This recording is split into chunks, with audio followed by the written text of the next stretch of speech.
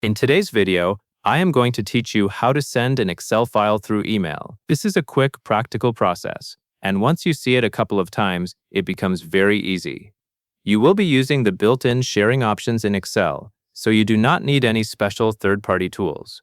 To begin, open your Excel workbook on your computer. Make sure you are on the File ribbon at the top of the window.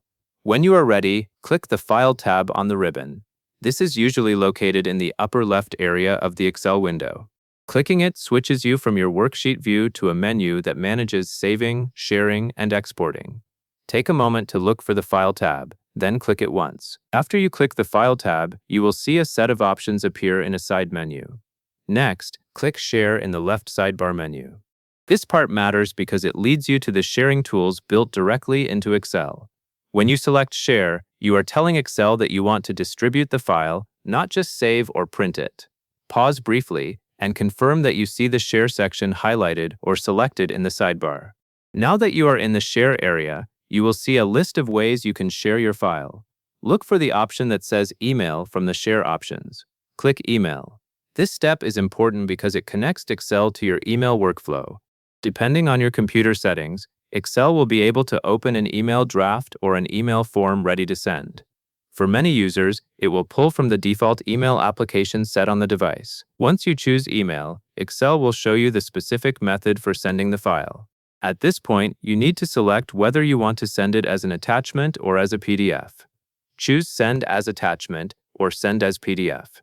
If you select Send as Attachment, your email will include the Excel file itself, so the recipient can open and edit it. If you select Send as PDF, your email will include a PDF version, which is useful when you want the layout to look consistent across different devices. Before you proceed, it is helpful to understand what each option means, so you can pick the best one for your situation. Sending as an attachment is ideal for coworkers, analysts, or anyone who needs to work with the data. Sending as a PDF is ideal for sharing a report, a finalized summary, or anything where you want people to view it without editing. Either choice can be correct, but the key is selecting the one that matches your goal. After you select the option, Excel will typically prepare a message in your email program. At this stage, check that the file is attached correctly. You can do this by looking for the attachment name or preview attachment area in the email draft. Also, confirm that the file type matches what you chose, either an Excel attachment or a PDF attachment.